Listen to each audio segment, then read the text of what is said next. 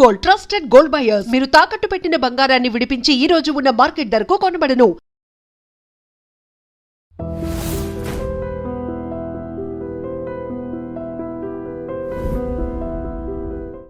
నమస్తే, నేను Kavitha. Welcome to iDream news and నిజాలు. అతి త్వరలోనే పెద్ద షాక్ రాబోతోంది. అందరూ ప్రిపేర్డ్గా ఉండండి. కోటక్ బ్యాంక్ వ్యవస్థాపకులు ఉదయ్ కోటక్ చెప్పినటువంటి మాట ఇది. పెట్రోల్ డీజిల్ రేట్లు పెంచక తప్పదు.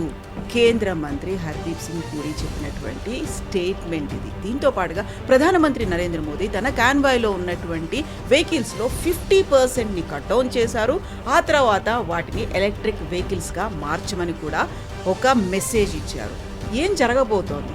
క్రైసిస్ అనేది అతి తొందరలోనే రాబోతోందా? Crisis is real and near అనేటువంటి మాట ప్రతి చోట ఎందుకని వినిపిస్తోంది? మనం దానికి ప్రిపేర్డ్గా ఉన్నామా? మనతో పాటుగా ఉన్నారు సీనియర్ జర్నలిస్ట్ సురేష్ కొచ్చతిల్ గారు. సార్ నమస్కారం. సో క్రైసిస్ గురించి అందరూ మాట్లాడుకుంటున్నారు. అందులో ఫస్ట్ వినిపిస్తోంది ఏంటి? పెట్రోల్ డీజిల్ల రేట్లు పెరుగుతాయి అని. అందరూ ఇప్పటిదాకా ఒక అనాలిసిస్లు చేశారు, వస్తాయేమో అనేటువంటి ఊహాగానాలు ఉంటే సెంట్రల్ మినిస్టర్ చాలా క్లియర్ స్టేట్మెంట్ అనేది వచ్చింది, పెంచక తప్పని పరిస్థితి అనేది. అలాంటి అనివార్య పరిస్థితి నిజంగా ఉందా మన దగ్గర? ఉందండి. ఎందుకంటే మనం అర్థం చేసుకోవాల్సింది ఫస్ట్ మన దగ్గర ఉన్న ఫారిన్ ఎక్స్చేంజ్ నిన్న మాట్లాడాం. మన $703 బిలియన్ మన దగ్గర ఉంది. వినేటప్పుడు చాలా మంచిగా అనిపిస్తుంది. ఇక్కడ పక్కన పాపం పాకిస్తాన్ దగ్గర 26 బిలియన్ కూడా లేదు. వాళ్ళకు ఒక 2 వారాల ఎక్స్పోర్ట్ కూడా వాళ్ళు చేయలేరు, దాంతో ఇంపోర్ట్ చేయలేరు. డీజిల్ కానీ పెట్రోల్ కానీ క్రూడ్ ఆయిల్ కానీ. మనం కంఫర్టబుల్గా ఉన్నాం కదా అనుకుంటాం. మనం కాదు. మనం ఫస్ట్ ఆయిల్ కొనేటప్పుడు అంటే లాస్ట్ ఫైనాన్షియల్ ఇయర్ అనుకోవచ్చు, మార్చి దాకా వచ్చేటప్పుడు ఈ యుద్ధం మొదలైన తర్వాత వాజ్ అరౌండ్ $65 నుంచి $70 పర్ బ్యారెల్. ఓకే, ఇప్పుడు అది పెరిగి 110 దాకా వెళ్ళింది. ఒక బ్యారెల్లో 3.5 లీటర్స్ ఉంటుంది. మీరు క్యాలిక్యులేట్ చేసుకోవచ్చు ఎంత వస్తుంది అనేది. న్యాచురలీ 50% పెరిగింది. 50% పెరిగినప్పుడు మీరు బంకులు అమ్ముతున్నప్పుడు రీఫైనింగ్ కాస్ట్ అంతా యాడ్ చేసుకుంటే మినిమం 60 to 65% రేట్లు పెరిగినాయి ఇంటర్నేషనల్ లెవెల్లో. ఈ ఆయిల్ కొనడానికి ఆయిల్ కంపెనీస్కి డబ్బులు కావాలి. వాళ్ళకు లాస్ మేకింగ్ అయిపోతే వాళ్ళ దగ్గర డబ్బులు ఉండదు ఆయిల్ కొనడానికి. వాళ్ళు ఎట్లా వెళ్తారు ఇంటర్నేషనల్ మార్కెట్లో? వెళ్ళి కాంట్రాక్ట్ ఎట్లా సైన్ చేస్తారు? నష్టాల్లో నడుస్తుంది. ఒక నెలకి ఇప్పుడు ఆయిల్ కంపెనీస్ అందరు కలిసి 3 major oil companies, that is Indian oil, HPCL and Bharat petrol, వీళ్ళు ముగ్గురు కలిపి 1,00,000 కోట్ల నష్టంలో నడుస్తుంది. 1,00,000 crores. సో దానికే మోదీ గారు ఒక అపీల్ కూడా చేశారు మొన్న, that we should conserve fuel అని చెప్పారు. బంగారం కొనొద్దన్నారు, ఫారిన్ డెస్టినేషన్ మీటింగ్. దానికి అన్నీ ఒక్కొక్క రీజన్ ఉంది. బంగారం గురించి మాట్లాడాం మనం నిన్న. బంగారం గురించి మాట్లాడుతాం. ఏమంటారు ఏంటంటే, బంగారం కొనేటప్పుడు మనం ఒక ఫారిన్ కంట్రీ నుంచి తెప్పించకుండా డాలర్ పేమెంట్ చేస్తున్నాం. లాస్ట్ ఇయర్ మనం తెప్పించుకుంది 72 billion, that is almost close to 7,200 crores. ఇంత ఖర్చు పెట్టాలన్నా, మన దగ్గర లేని ప్రోడక్ట్ మనం బయట నుంచి తెచ్చుకోవాల్సినప్పుడు ఇంత కట్టాలన్నా, ఇంత డబ్బులు కట్టి అది కూడా మన ప్రెషియస్ ఫారిన్ ఎక్స్చేంజ్ వాళ్ళకి ఇవ్వాలన్నా అని ఒక ప్రశ్న. ఆయిల్ ఎస్ మనం తీసుకురావాల్సింది, కానీ అక్కడ కూడా మోదీ గారు కొన్ని సొల్యూషన్స్ చెప్పారు. కోవర్కింగ్, మన ఇంటి నుంచి వర్క్ ఫ్రమ్ హోమ్ చెప్పారు. నెక్స్ట్ ఆయన చెప్పారు, మీరు కార్లో ఒంటరిగా వెళ్ళకుండా 10 తీసుకెళ్ళండి కార్లో. అది కాకుండా దాన్ని పబ్లిక్ ట్రాన్స్పోర్ట్ యూజ్ చేయండి, మెట్రో కానీ బస్సెస్ కానీ అని చెప్పారు.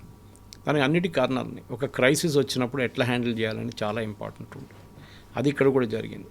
ఈ క్రైసిస్లోనే మనం దీని నుంచి కొన్ని లెసన్స్ నేర్చుకోవాల్సి వస్తుంది. ఒకటి, ఆయిల్ అనేది మనం ఎప్పుడు ఈ మిడిల్ ఈస్ట్ మీద డిపెండ్ కాకూడదు. మనం మన వైపు నుంచి కూడా ఏదైనా మార్పులు తీసుకురావాలి. మన దగ్గర ఆయిల్ లేదు కదా, మన 85% మనకు కావాల్సిన ఆయిల్ మనం తెప్పించుకుంటున్నాం. అప్రాక్సిమేట్లీ ఒక సంవత్సరానికి మనం ఖర్చు చేసేది, ఇప్పుడు మీరు గోల్డ్ గురించి చెప్పారు చూడండి, that we spend $70 billion. We are spending $140 billion ఆయిల్కి. 140, 150 ఇప్పుడు. దాన్ని తగ్గించి 100 దాకా తీసుకురావచ్చా? ఇది ఒక ప్రశ్న. ఎందుకంటే ప్రతి సంవత్సరం పెరుగుతుంది, తగ్గట్లేదు.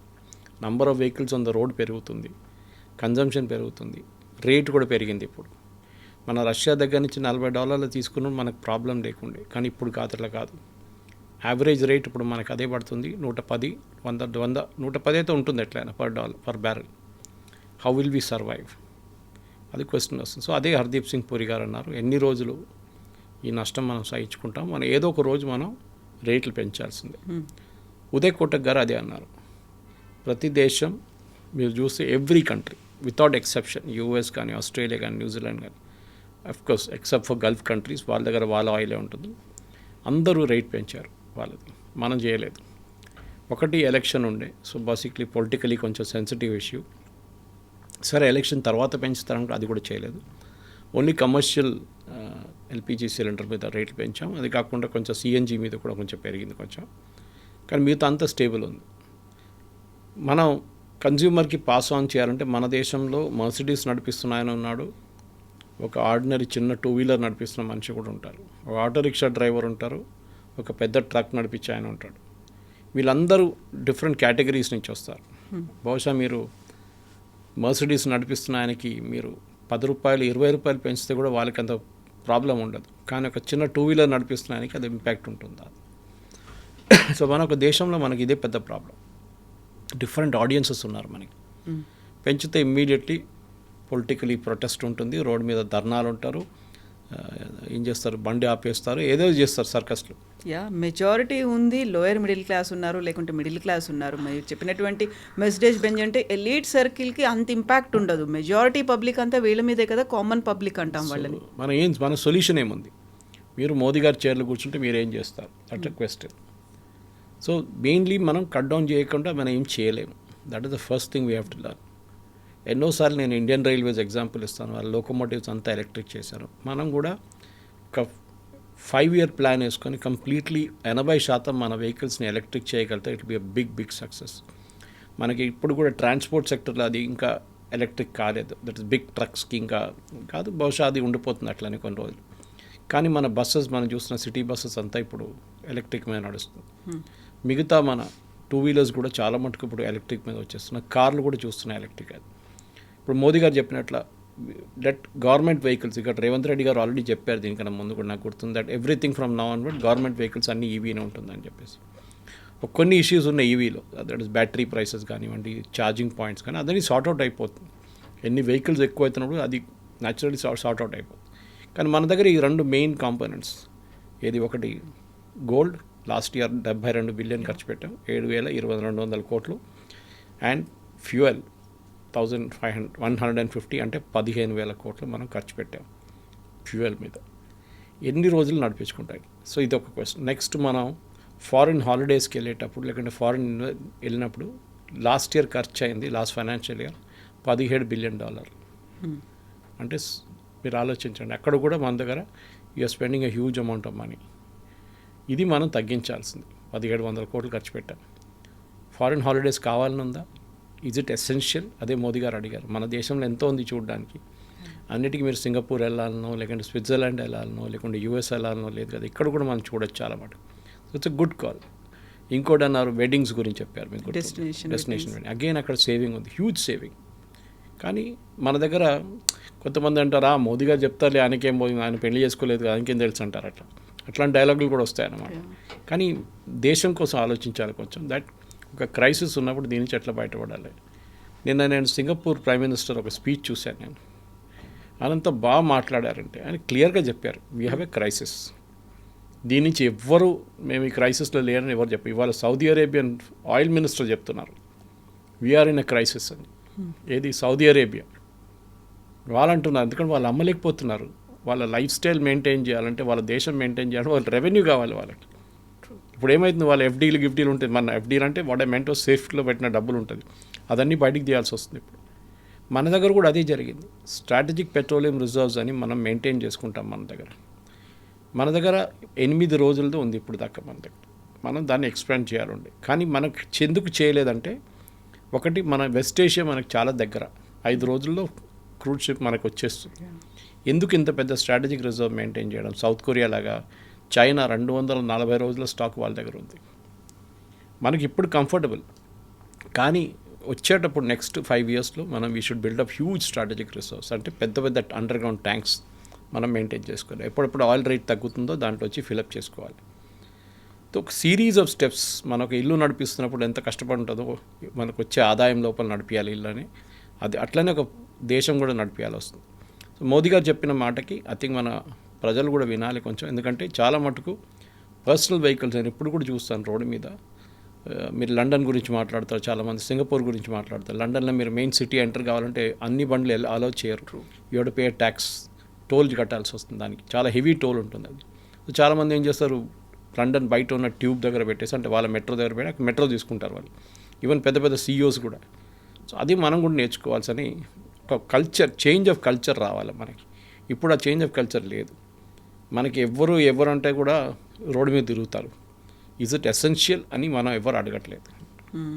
సో ఇంత పరిస్థితి అనేది ఉంది, ప్రపంచ దేశాలన్నీ కూడా ఈ క్రైసిస్ గురించి మాట్లాడుకుంటున్నాయి, ఆల్టర్నేట్స్ ఉన్నాయి, లేకుంటే కట్ డౌన్స్ గురించి మాట్లాడుకుంటున్నప్పుడు ఇరాన్ వల్ల వచ్చింది ఈ ప్రాబ్లం, లేకపోతే అమెరికా చేసింది, ఇజ్రాయెల్ చేసినటువంటి అటాక్ వల్ల వచ్చింది, దాని గురించి మాట్లాడదాం, లేకుంటే అక్కడ ఇంటర్వ్యూన్ అవుదాము, ఇరాన్ని కొంచెం మీరు ఏదైనా పాజిటివ్గా తీసుకోండి దీన్ని, లేకుంటే కొంచెం కంబ్యాక్ అవ్వండి, ఇలాంటిది ఒక ఇంటర్వ్యూని ఎవరు ఎందుకు చేయలేకపోతున్నారు, ఎందుకు మాట్లాడట్లేదు అసలు? మాట్లాడుతున్నారు, కానీ దీంట్లో జరిగింది మీకు గుర్తుంటుంది. ఫస్ట్ 1 week 10 days వీళ్ళు ఫైరింగ్ ఉండి అక్కడెక్కడ మిసైల్స్ ఫైర్ చేశారు, డ్యామేజ్ చాలా జరిగింది. ఇరాన్ ఏం చేశారంటే వాళ్ళ చుట్టుపక్కల అన్ని గల్ఫ్ దేశాల మీద వాళ్ళు దాడి చేశారు. ఇజ్రాయెల్ మీద కూడా కొంచెం మిసైల్స్ పంపించారు అటువైపు, డీగో గార్సియా మీద కూడా ట్రై చేశారు.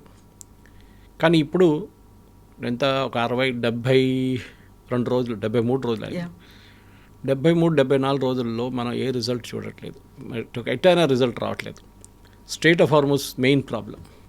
ఈ రేట్ అన్నీ పెరగడానికి main reason strait of Hormuz. రెండవది డ్యామేజ్ టు ఇన్ఫ్రాస్ట్రక్చర్, అంటే ఖతార్ ఆయిల్ ఫీల్డ్స్ కానివ్వండి, Saudi Arabia Aramco oil fields కానివ్వండి, కువైట్లో ఉన్న రిఫైనరీ కానివ్వండి, ఇదంతా వాళ్ళకి చాలా మటుకు డ్యామేజ్ జరిగింది.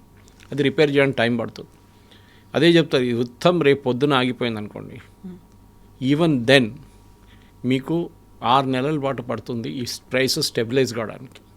సో 6 నెలలు మనం we have to somehow manage అన్నమాట. ఇప్పుడు ఇరాన్ ఎందుకు ఆపట్లేదు? ఇప్పుడు మీరు చూస్తున్నారు, నిన్నటి నుంచి కొన్ని ట్యాంకర్స్ బయటికి రావడం మొదలైంది. ప్రాజెక్ట్ ఫ్రీడమ్ అని చెప్పి ప్రెసిడెంట్ ట్రంప్ మొదలుపెట్టారు, అది మళ్ళీ ఒక రోజులు ఆపేశారు, పాకిస్తాన్ చెప్పారని చెప్పి. ఇప్పుడు పాకిస్తాన్ రోల్ చాలా డౌట్ఫుల్గా వస్తుంది, ఎందుకంటే మేము మాట్లాడుతున్నాం ఇరాన్తోని, మేము కొత్త ఒప్పందం చేద్దామని చెప్పి లాస్ట్ అది గార్బేజ్ అని చెప్పారు ప్రెసిడెంట్ ట్రంప్. పాకిస్తాన్కి ఏం ఇంట్రెస్ట్ ఉంది దీంట్లో, ఇరాన్ని సపోర్ట్ చేయడంలో? అక్కడే చాలా మంది డౌట్ వస్తుంది. మీరు వింటుంటారు, నిన్న పాకిస్తాన్లో ఇరాన్ బాంబింగ్ నడుస్తున్నప్పుడు, ఇరాన్ మీద బాంబులు వేస్తున్నప్పుడు అమెరికా వాళ్ళ ప్లేన్లు తీసుకెళ్ళి పాకిస్తాన్లో పెట్టుకున్నారంట, ఎయిర్ఫోర్స్ ఎయిర్క్రాఫ్ట్ అంతా. కొన్ని ఆఫ్ఘనిస్తాన్లో కూడా పెట్టుకున్నారట. ఇప్పుడు ఆలోచించండి, పాకిస్తాన్ కాంప్లిసిటీ ఎంత ఉంది. ఒకవైపు టాక్స్ నడిపిస్తున్నారు, ఇంకోవైపు మీరు ఏం చేయకండి, మీరు సీజ్ఫైర్ పెట్టండి, నేను మాట్లాడుతున్నాం వాళ్ళతో, మీరు ఏం బాంబింగ్ చేయకండి 2-3 సార్లు చేశారు. ఇప్పుడు నా అమెరికాకు అర్థమైపోయింది Pakistan was of zero value. దానికోసం అసీం మునీన్ గురించి మాట్లాడలేదు, ఇస్లామాబాద్ టాక్స్ లేదు, ఏం లేదు. లిటరలీ పాకిస్తాన్ వాళ్ళని ఫూల్డ్ ప్రెసిడెంట్ ట్రంప్. ఇప్పుడు ప్రెసిడెంట్ ట్రంప్కి అర్థమైపోయింది. ఆయన ప్రాబ్లం ఏంటంటే ఆయన యుద్ధం మళ్ళీ మొదలు పెట్టలేరు. ఈ కెనాట్ స్టార్ట్ ఎ వార్, ఎందుకంటే ఉన్న యుద్ధం అయిపోయింది. Operation epic fury finished. ఇప్పుడు ఇంకొక యుద్ధం మొదలు పెట్టాలంటే దానికి ఒక రీజన్ ఉంటుంది. ఏంటి? మా మీద దాడి చేశారు, సో మేము దాడి చేశాము, waiting for their time. So ఏం చేస్తారంటే, ఇప్పుడు మీరు వినుంటారు, నిన్న UAE హెస్ అటాక్డ్ ఇరాన్. ఒకసారి కాదు 4 సార్లు అటాక్ చేశారు లాస్ట్ ఒక 2 వారాల్లో.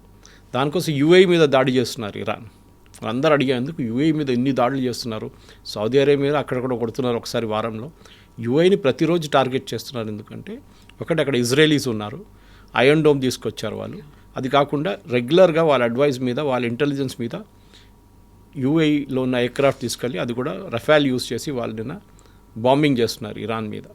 సో గల్ఫ్ కంట్రీస్ కూడా అర్థమైపోయింది, మాకు సెల్ఫిష్ ఇంట్రెస్ట్ ఉంది దీంట్లో. ఎన్ని రోజులు మేము అమెరికాని కూర్చుంటాం, మేము కూడా ఆ స్ట్రెయిట్ ఆఫ్ హార్మూజ్ ఓపెన్ చేయడానికి మేము కూడా కష్టపడాలి కొంచెం అని చెప్పి వీళ్ళు కూడా దిగారు. ఇప్పుడు న్యూస్ వస్తుంది గంట సేపు ముందు, దట్ సౌదీ అరేబియా కూడా అటాక్ చేశారంట ఇరాన్ని. సో అన్ని గల్ఫ్ దేశాలు కలిసి ఇరాన్ని అటాక్ చేస్తే ఇరాన్ ఏం చేయలేరు. వాళ్ళు ముందు అమెరికాని తిడుతుండే కదా, ఇజ్రాయెల్ని తిడుతుండే. ఇప్పుడు వీళ్ళందరూ గల్ఫ్ కంట్రీస్ అటాక్ చేస్తే ఇరాన్ ఏమంటారు? ఏమనలేరు. వీళ్ళందరూ ఇస్లామిక్ కంట్రీస్. అప్పుడు ముందు మరి అమెరికాని తిడతారు, ట్రంప్ని తిడతారు. ఇప్పుడు మీరు ఎవరి మీద దాడి చేశారో వాళ్ళ మీద దాడి చేస్తున్నారు. బహుశా దీంతో కవిత గారు ఏం జరగబోతుందంటే, ఒక స్ట్రెయిట్ ఆఫ్ హార్మూజ్ ఇంకొక 10 రోజుల్లో ఓపెన్ అయిపోతుంది, దట్స్ ఫర్ ష్యూర్. ఓకే, మీరు చూడండి, ప్రెసిడెంట్ ట్రంప్ ఎయిర్క్రాఫ్ట్లో ఎక్కి చైనా నుంచి రిటర్న్ వచ్చేదాకా ద క్యాంపెయిన్ విల్ స్టార్ట్. అది ఇట్లా అవుతుంది. ఫస్ట్ ఇజ్రాయెల్ వాళ్ళ మీద కొడతారు. అది నిన్న బెంజమిన్ నెటన్యాహు మన 60 Minutes ఇంటర్వ్యూలో చాలా క్లియర్గా ఇండికేషన్ ఇచ్చారు. మేము అక్కడి నుంచి జరిగే ప్రసక్తే లేదు. We will hit Iran till we get the uranium. వాళ్ళు ఇవ్వకపోతే మేము వెళ్ళి తీసుకుంటాం, గుంజుకొని తీసుకొచ్చేస్తాం. రెండోది వాళ్ళ దగ్గర హూతీలు, హమాసు, హుజ్బుల్లా సపోర్ట్ మేము ఫినిష్ చేసేస్తాం. దాన్ని ఇరాన్ని కొట్టాల్సిందే. సో మేము ఇరాన్ని కొడతాం. సో సిచ్యువేషన్ ఎట్లయిపోయిందంటే ట్రంప్ జరిగిపోతారు, ఇజ్రాయెల్ కొడుతూనే ఉంటారు. ఇజ్రాయెల్ కొట్టేదానికి కోపంగా వాళ్ళేం చేస్తారు, మళ్ళీ అమెరికా మీద దాడి చేస్తారు. అంటే అమెరికన్ అసెట్స్ మీద, అమెరికన్ బేసెస్ కానివ్వండి, అమెరికాలో గల్ఫ్ ఆఫ్ ఒమాన్లో ఉన్న వాళ్ళ షిప్స్ మీద దాడి చేస్తారు. అప్పుడు అమెరికాలో వాళ్ళకి మిలిటరీ రూల్ ఒకటి ఉంది, if you are attacked you can attack. మీ మీద దాడి చేస్తే మీరు రిటర్న్ దాడి చేయొచ్చు. సో అమెరికా వాళ్ళ మీద దాడి చేస్తారు. జస్ట్ వాచ్, నెక్స్ట్ 1 weekలో జరగబోతుంది. అండ్ దీంతోనే ఐ థింక్ ఒక చాలా రోజుల నుంచి ఈ స్ట్రేట్ ఆఫ్ హార్మజ్ ఓపెన్ చేయట్లని చెప్తున్నారు. కానీ ఇప్పుడు డెఫినెట్గా పాకిస్తాన్ పక్కన పెట్టిన తర్వాత నో మోర్ పీస్ టాక్స్ అయిపోయింది. పీస్ టాక్స్ అనే ప్రసక్తే లేదు ఇంకా. It be a direct attack on Iran. And I think దీంతోనే ఇరాన్ రెజ్యూమ్ కూడా it be out in about 1 month's time. Strait of Hormuz open చేస్తే మనకి ప్రైసెస్ స్టేబుల్ అయిపోతుంది Kavitha garu. That will be a big relief. మనకొక్కరికే కాదు, లోకంలో ఉన్న almost 190 దేశాలకి దీని ఇంపాక్ట్ ఉంది.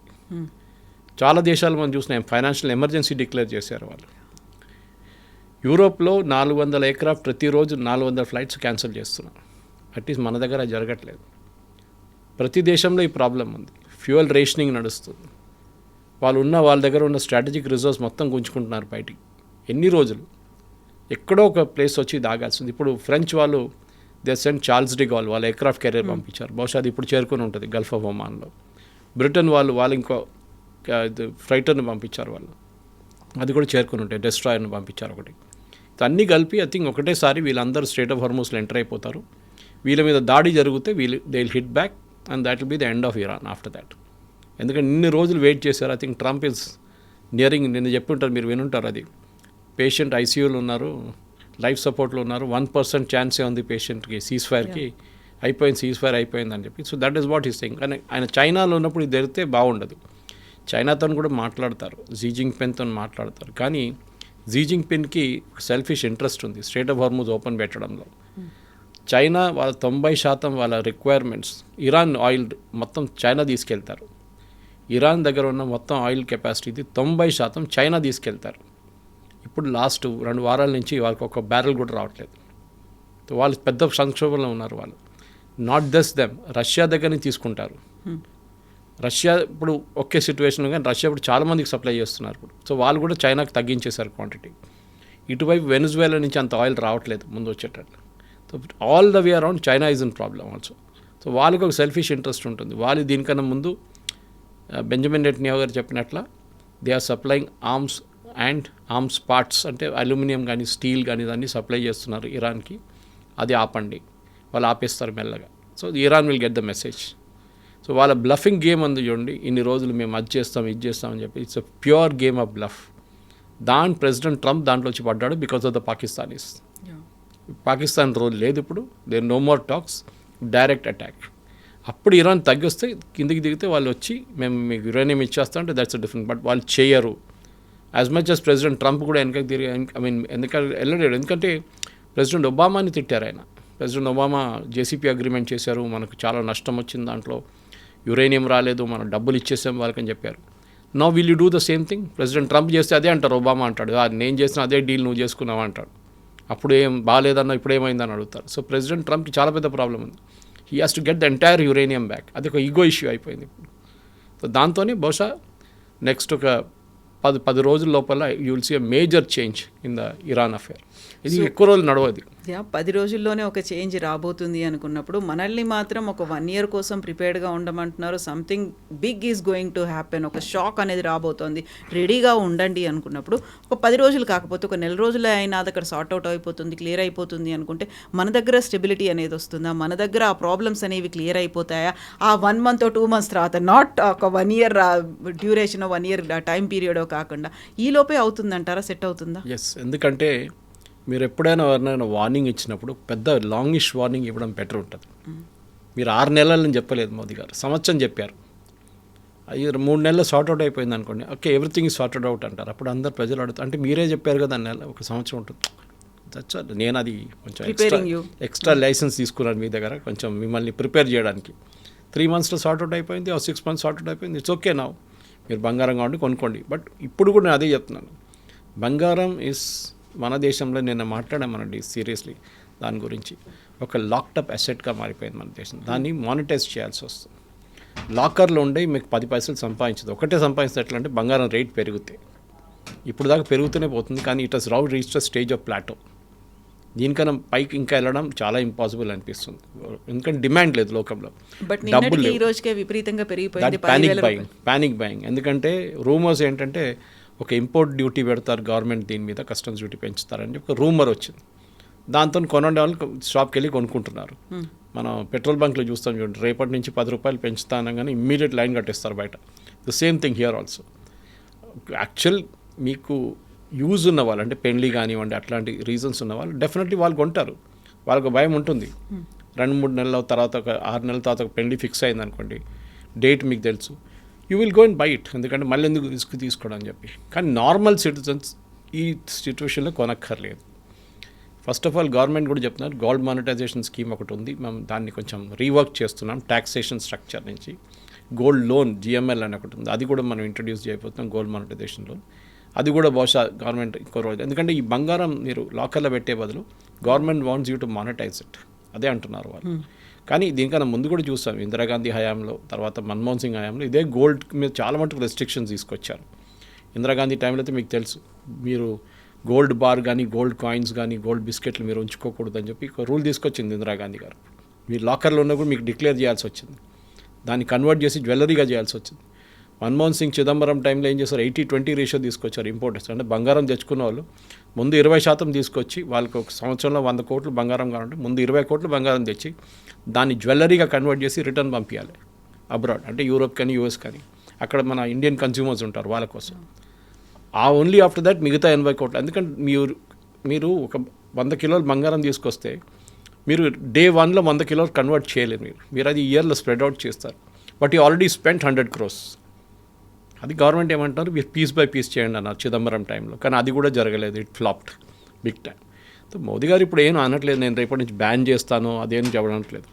ప్రాబ్లం ఏమవుతుందంటే, మీరు ఒకసారి గోల్డ్ డ్యూటీ పెంచారనుకోండి, దుబాయ్లో ఇప్పుడు మన దగ్గర 10 గ్రాములకి 153,000 155,000 ఎంతో నడుస్తుంది. దుబాయ్లో అది 120,000 ఎంతో ఉంటుంది. సో మీరు డ్యూటీ పెంచితే ఈ 153,000 మళ్ళీ ఒక 6% అంటే మేబీ ఒక 160,000కి వెళ్ళింది అనుకోండి. ఈ డిఫరెన్స్ ఆఫ్ 30,000-40,000 స్మగ్లర్స్కి పెద్ద అట్రాక్షన్. అప్పుడు వాడు 10 కిలోలు ఒక తీసుకుంటే 2 కిలోలు బంగారం తీసుకొస్తే కూడా it will be good profit for them అనమాట. ముందు 5 లక్షలు ఉండే ఒక కిలో బంగారం మీద కమిషన్, అంటే డిఫరెన్స్ ఆఫ్. ఇప్పుడు తగ్గి అది చాలా తగ్గింది. నిర్మలా సీతారామన్ గారు డ్యూటీ తగ్గించారు, సో స్మగ్లింగ్ పోయింది. లేకుంటే ప్రతిరోజు మా కేరళలో కరిపూర్ అని చెప్పి ఎయిర్పోర్ట్ ఉంది క్యాలికట్లో, అక్కడ రోజు 10 మంది 20 మంది దొరుకుతారు 1-2 కిలోల బంగారంతో. ఇప్పుడు లాస్ట్ 1 month 2 months నుంచి, 2 months కాదు ఆల్మోస్ట్ 5 months నుంచి ఏం లేదు, బికాస్ డిఫరెన్స్ ఏం లేదు. నేను కూడా దుబాయ్కి వెళ్ళినప్పుడు చూశాను 6 నెలల ముందు, ఇట్స్ హార్డ్లీ ఎనీ డిఫరెన్స్ ఆ టైంలో. ఇప్పుడు గవర్నమెంట్ ఇట్లాంటి థాట్ ప్రాసెస్లో వచ్చినప్పుడు బహుశా పెంచితే పెంచవచ్చు, కానీ ఫైనలీ ఏమవుతుందంటే అది కన్జ్యూమర్ మీద పడుతుంది వచ్చి. సో గోల్డ్ షాప్ ఓనర్కి ఏం కాదు, గోల్డ్ ఇంపోర్టర్కి ఏం కాదు, వాళ్ళది they will pass it on to the consumer directly. Government చేయకూడదు, చూద్దాం మనం. కానీ ఐ థింక్ లేనిపోయిన కన్జంప్షన్ మనం చేయకూడదు. We should cut down on that totally. అందరూ అంటున్నారు, సెలబ్రిటీస్ నుంచి కామన్ మ్యాన్ కూడా అందరూ అదే అంటున్నారు, yes we should do Indian destination wedding చేద్దాం, డబ్బులు ఇక్కడే ఖర్చు పెడతాం. ఇక్కడ ఖర్చు పెట్టొద్దని చెప్పట్లేదు, you spend the money here. Tent house వాడి నుంచి కేటరింగ్ వాడికి అందరికి డబ్బులు వస్తాయి దాంట్లో. మీరు బయట వెళ్ళి చేస్తే వీళ్ళని చేస్తారు పాప, ఇక్కడ ఉన్న వాళ్ళు వాళ్ళకి ఏం రాదు డబ్బులు. సో ఇప్పుడు మనకి 6 నెలల్లో, సంవత్సరం కాకపోయినా 6 నెలల్లో 3 నెలల్లో అంతా సెటరేట్ అవుతుంది, ఈ క్రైసిస్ బయటపడతాం అనుకున్నప్పటికీ మోదీ చెప్పినటువంటి అదర్ ఆల్టర్నేట్స్ ఏవైతే ఉన్నాయో వాటి మీద ఫోకస్ పెట్టాలి. కార్ పూలింగ్ కావచ్చు, లేకపోతే ఎలక్ట్రిక్ కార్స్ దగ్గరికి వెళ్ళడం కావచ్చు, లేకపోతే పెస్టిసైడ్స్ లేకుండా ఆర్గానిక్ ఫార్మింగ్ కావచ్చు, వీటన్నిటి మీద. ఇప్పుడు ఆయిల్ని అయితే మనం ప్రొడ్యూస్ చేయలేము, ఆయిల్ బావుల్ని అయితే మనం తవ్వలేము, అదర్ కంట్రీస్లో ఉన్నట్టుగా మనకు ఆ ఫెసిలిటీ లేదు, ఇంపోర్ట్ మీదే డిపెండ్ అవ్వాలి. కాబట్టి మనకి ఏదైతే అవైలబుల్గా ఉందో, మనం ఏదైతే చేయగలమో, మన చేతుల్లో ఏదైతే ఉందో దాని మీద ఫోకస్ పెట్టాలి. ఇప్పుడు గతంలో శ్రీలంకలో పెస్టిసైడ్స్ వద్దు, అందరూ ఆర్గానిక్ ఫార్మింగ్ వైపు వెళ్ళండి అంటే ఒకేసారి క్రైసిస్ అనేది ఏర్పడింది, వాళ్ళకి దిగుబడి లేకుండా పోయింది, మనమే వాళ్ళకి సప్లై చేయాల్సి వచ్చింది. అప్పటికప్పుడు ఒక డెసిషన్స్ తీసుకొని ఒక ట్రాన్స్ఫార్మ్ చేద్దాం, ఆర్గానిక్ వైపు వెళ్దాము అనకుండా దానికి తగ్గట్టుగా గవర్నమెంట్ కూడా ఈ ప్రొసీజర్స్ తీసుకోవాల్సినవన్నీ చేపడుతోందా? ఆర్గానిక్ ఫార్మింగ్ వెళ్ళాలి అంటే ఇన్సెంటివ్స్ ఇవ్వాల్సి ఉంటుంది, ఇవన్నీ చేస్తోందా? 3,000 రూపాయలు ఒక బ్యాగ్ ఇప్పుడు ఫర్టిలైజర్, అది కూడా 40% 50% అదే రూట్ నుంచి వస్తుంది, స్ట్రేట్ ఆఫ్ హార్మోస్ నుంచి. నైట్రోజన్స్ ఉన్న దాని తర్వాత ఉన్న ఫెర్టిలైజర్ అక్కడి నుంచి వస్తుంది, by product of crude oil. మనం అది 300 రూపాయలు గవర్నమెంట్ మన రైతులకి ఇస్తున్నారు. అంటే గవర్నమెంట్ ప్రతి సంచి మీద 2,700 సబ్సిడీ ఇస్తున్నారు. మన అందరికి తెలుసు ఎక్సెస్ యూజ్ ఆఫ్ ఫర్టిలైజర్ కూడా చాలా మటుకు రీజన్ క్యాన్సర్ కానీ మిగతా రోగాలకి మేజర్ రీజన్ అది మన కూరగాయల నుంచి అన్నిటి మీద వాడతాం. పెస్టిసైడ్ కూరగాయల మీద ఉంటుంది, ఈ మన ప్యాడీ మీద చాలా మటుకు పెస్టిసైడ్స్ వాడతారు. దాన్ని తగ్గించాలని ఎప్పటి నుంచో చెప్తున్నారు. మీరు చెప్పిన ఆ పాయింట్ చాలా కరెక్ట్. శ్రీలంకలో వన్ టైమ్గా చేశారు, అది చాలా పెద్ద డిజాస్టర్ అయిపోయింది. అది ఇమీడియట్గా చేయకూడదు. ఆర్గానిక్ దే షుడ్ బి, ముందు ఫ్యాక్టరీలు ఉండాలి తయారు చేయడానికి. మనం ఏదో ఇంట్లో తయారు చేసుకోలేము కదా, చేస్తాం మనం. కాబట్టి మనం ఇప్పుడు పల్లెటూరులో ఉన్నప్పుడు అంతా మనం కూరగాయలన్నీ మనం కిచెన్లో వాడిన వేస్ట్ అంతా తీసుకెళ్ళి దాన్ని మెన్యూర్ చేసుకుంటాం మనం. కానీ this is the bigger scale అన్నమాట. కానీ దానికి ఎఫిషియన్సీ ఉన్నాయి. ఇప్పుడు ఫర్ ఎగ్జాంపుల్ ఈ హ్యాండ్తో వేసే పెస్టిసైడ్ బదులు స్ప్రే చేస్తే మీకు ఇంకా ఎఫెక్టివ్నెస్ ఉంటుంది. మన దగ్గర మారుడ్ డ్రోన్స్ అని చెప్పే కంపెనీ హైదరాబాద్, వాళ్ళు ప్రధానమంత్రి కూడా చూపించారు, వాళ్ళు ఒకసారి డెమాన్స్ట్రేషన్ వాళ్ళు చేస్తున్నారు. 1 ఏకర్ 2 ఏకర్లకి ఒక రోజులో అయిపోతుంది, హాఫ్ డేలో అయిపోతుంది, సమ్టైమ్స్ 2 అవర్స్లో అయిపోతుంది. ఎఫిషియన్సీ పెరుగుతుంది మాన్యువల్ ఇంటర్వెన్షన్ కాకుండా. అది కాకుండా మీరు చెప్పింది కరెక్టే. Yes, there should be a gradual shift. ఎందుకంటే మన హెల్త్ కోసం చాలా ఇంపార్టెంట్. అన్నిటిలో మాట్లాడుతున్నప్పుడు కూడా మనం అదే పాయిజన్ మనం తింటున్నాం, అది మనం గుర్తుపెట్టుకోవాలి. అదే బియ్యం మనం తింటున్నాం, పెస్టిసైడ్ వేసిన బియ్యమే మనం మళ్ళీ we're consuming the same thing. తర్వాత నాకు క్యాన్సర్ వచ్చింది, నాకు అది వచ్చిందంటే not surprising. So we should shift to organic. Health wise కూడా ఒక మెసేజ్ ఉంది దాంట్లో, కానీ ప్రజలు అది అర్థం చేసుకోరు. మన రైతులు కూడా అర్థం చేసుకోవాల్సింది. ఒక 5-year ప్లాన్ పెట్టి మెల్లగా we should move towards organic చేయొచ్చు. అది చాలా సెక్టర్లు చేస్తాయి. ఇప్పుడు మనం చూస్తున్నాం, ఒక టైంలో organic dal, organic tomato, organic onion అనగానే ఏంటి ఇది అంటారు. ఇప్పుడు చాలామంది దాన్ని డిమాండ్ చేస్తున్నారు. షాప్స్ ఉన్నాయి దానికోసం, డెడికేటెడ్ షాప్స్ కూడా ఉన్నాయి ఆర్గానిక్ ప్రోడక్ట్స్ అంతా. అంటే దానికి ఒక మార్కెట్ ఉంది, దానికి ఒక డిమాండ్ ఉంది. సో రేపు దిస్ ఇస్ యూస్డ్, ఈ paddy is used without any pesticides అంటే ఆర్ వితౌట్ ఎనీ కెమికల్. అంటే న్యాచురల్లీ దాన్ని కొనడానికి మనుషులు ఉంటారు, 10 రూపాయలు 20 రూపాయలు ఇచ్చి ఎక్కువ కొనడానికి రెడీగా ఉంటారు. 1,00,000 రూపాయలు 1,00,000 రూపాయలు మనం క్యాన్సర్ ట్రీట్మెంట్ మీద పెట్టే బదులు వీ కెన్ యూస్ దిస్ అని. So it's a good suggestion. But problem ఎక్కడ వస్తుందంటే మూమెంట్, బ్యూరోక్రసీలో మూమెంట్ చాలా స్లోగా ఉంటుంది. మన దగ్గర సబ్సిడీ ఇచ్చి మనకు ఒక హ్యాబిట్ అయిపోయింది. మన దగ్గర అన్నిటికీ సబ్సిడీ, ఫ్రీ కరెంట్, ఫ్రీ నీళ్ళు, then of course fertiliser, then seeds కూడా ఫ్రీ ఇస్తున్నారు. అక్కడ కూడా సీడ్స్ కొంతమంది ఛార్జ్ చేస్తున్నారు, కొంతమంది డూప్లికేట్ సీడ్స్ వస్తున్నాయి. అది చాలా పెద్ద ప్రాబ్లం. అది రైతులకు సపోర్ట్ కావాల్సింది, దాంట్లో డౌట్ లేదు. ఎందుకంటే అగ్రికల్చర్ అనేది మన దేశంలో ఇప్పుడు ఒక నాన్ రెమ్యునరేటివ్గా మారిపోయింది. సో మోదీ గారు చెప్పిన దాని పాయింట్లో ఎస్ దట్ వన్. నాకు అన్నిటికంటే నాకు పెద్దది అనిపిస్తుంది, ఒక పెద్ద రెవల్యూషన్ తీసుకురావాలంటే ఇట్ షుడ్ బి ఈవీ. ఎందుకంటే చైనాతో కాంపీట్ చేయడానికి మా దగ్గర BYD కానీ మిగతా కార్స్ చూడండి, ఆ లెవెల్లో మనం రావాలంటే అర్జెంటుగా నెక్స్ట్ 5 yearsలో మోదీ గారు ఒక కంప్లీట్ ప్రయారిటీ పెట్టి ఏదైనా ఇంపోర్ట్ చేయాలన్న బ్యాటరీస్ ఉంటే కూడా దాని కస్టమ్స్ డ్యూటీ తగ్గించి మళ్ళీ దేశంలో బ్యాటరీ టెక్నాలజీని చాలా పెద్ద రూట్లో తీసుకెళ్ళి నెక్స్ట్ 5 yearsలో let us convert all our vehicles into 50% at least into EV. దాంతో చూడండి మన ఆయిల్ బిల్ ఇప్పుడున్న how much are we importing, 15,000 కోట్లు. అది మనం మొత్తం తగ్గించి ఒక 1,000 కోట్లకు తీసుకురావచ్చు. Let us do it. 15,000 కోట్లు ఉన్నది అట్లీస్ట్ 7,500 చేద్దాం మనం. కాకపోతే మనకి కామన్ పబ్లిక్లో ఉండేటువంటి ఒక నోషన్ ఏంటంటే ఈవీ వెహికల్స్ కావచ్చు, ఆర్గానిక్ కావచ్చు, కొంచెం కాస్ట్ ఎక్కువగా ఉంటాయి, అఫోర్డబుల్గా ఉండవు, ఎక్కువ ప్రైస్ ఉంటుంది అనేది. కరెక్ట్. నేను చెప్పాను చూడండి, ఆర్గానిక్ షాప్స్లో ఎందుకు వెళ్తున్నారు, why are they going to organic shops and buying. మనం ఆర్డర్ చేస్తున్నప్పుడు కూడా బిగ్ బాస్కెట్ దాంట్లో చూస్తాం ఆర్గానిక్ అనగానే ఒక 10 రూపాయలు ఎక్కువ ఉంటే కూడా ఏం కాదులే అని కొనుక్కుంటాం మనం. We don't know real benefits దాన్ని. ఈవీది ఇంకోటి ఉంది అడ్వాంటేజ్. ఈవీది ఏంటంటే ఇప్పుడు మన మొబైల్ ఫోన్ లాగా ఫస్ట్ ఈ మొబైల్ ఫోన్స్ వచ్చినప్పుడు దీని బ్యాటరీ ఇంత దొడ్డుగా ఉంటుండే, మీకు గుర్తుంటుంది. కాస్ట్ కూడా చాలా ఎక్కువ ఉంటుండే, ఛార్జింగ్ చాలా టైం తీసుకుంటుండే. తర్వాత దాని కాస్ట్ తగ్గింది, కొత్త టెక్నాలజీ వచ్చింది, స్లిమ్ బ్యాటరీస్ అయిపోయినాయి. మీకు ఇప్పుడు ఏమైంది, మొబైల్ ఫోన్స్కి ఇప్పుడు రేట్లు తగ్గిపోయినాయి. సో మాస్ ప్రొడక్షన్ ఏ రోజు జరుగుతుందో ఆ రోజు రేట్లు తగ్గిపోతుంది. ఇప్పుడు ఓలా ఎలక్ట్రిక్ కానీ మిగతా వాళ్ళు కానీ మహీంద్రా వాళ్ళు తయారు చేసిన, టాటా వాళ్ళు తయారు చేసిన కార్లు కానివ్వండి, ఈవెన్ మారుతి వాళ్ళు చేస్తున్న అన్నిటికీ బ్యాటరీ ఆపరేటెడ్ మీకు ఒక లెవెల్ ఆఫ్ ప్రొడక్షన్ వచ్చేస్తే మీకు రేట్ తగ్గిపోతుంది. సెకండ్, బ్యాటరీ టెక్నాలజీ కూడా చాలా మటుకు మన దేశంలో ఇంకా పని నడుస్తుంది దాని మీద. చైనా దగ్గర నుంచి if you have to take help from China, let us take it, no problem. దాంట్లో మనం we should not, I mean మన వద్దు చైనాతో మాకేం పెట్టుకోమది వద్దు, we let us take it. China వాళ్ళు మనకి ఇస్తే మనం తీసుకొని బ్యాటరీ పర్ఫార్మెన్స్ ఇంప్రూవ్ చేస్తే, ఇప్పుడు ఈవీలు అన్నిటికంటే పెద్ద ప్రాబ్లం అందరూ ఎందుకు భయపడతారంటే ఈ బ్యాటరీ రీప్లేస్మెంట్ మీద ఉంటుంది. ఇప్పుడు అఫ్కోర్స్ వాళ్ళు పర్ కిలోమీటర్ బేసిస్ కానీ లైఫ్ టైం ఇది ఇస్తున్నారు, రీప్లేస్మెంట్ ఇస్తున్నారు. That is also good choice. కానీ మనం ఎట్లా మొబైల్ ఫోన్ టెక్నాలజీలో కాస్ట్ ఎట్లా తగ్గించామో సేమ్ వే ఈవీలో కూడా అవుతుంది. బహుశా ఇంకొక 3-4 సంవత్సరాల తర్వాత EV cost will come down డ్రమాటిక్లీ. ఇప్పుడే మనం చూస్తున్నాం, ఇంట్రొడ్యూస్ చేసిన కాస్ట్ కాదు, ఇప్పుడు చాలా మటుకు తగ్గింది, ఇంకా తగ్గుతుంది. ఎస్ సార్, చూద్దాం అదర్ ఆల్టర్నేట్స్ ఏమున్నాయని. Thank you very so much. Much. Subscribe iDream. And please subscribe to iDream. For more videos, subscribe to iDream. Please like, share and subscribe to the channel. Congratulations, iDream. Subscribe to iDream. Subscribe to iDream. So subscribe to iDream Media. iDream ki iDream team అందరికి huge congratulations. Please subscribe iDream Media. Please subscribe to iDream. Subscribe iDream. Please subscribe to iDream.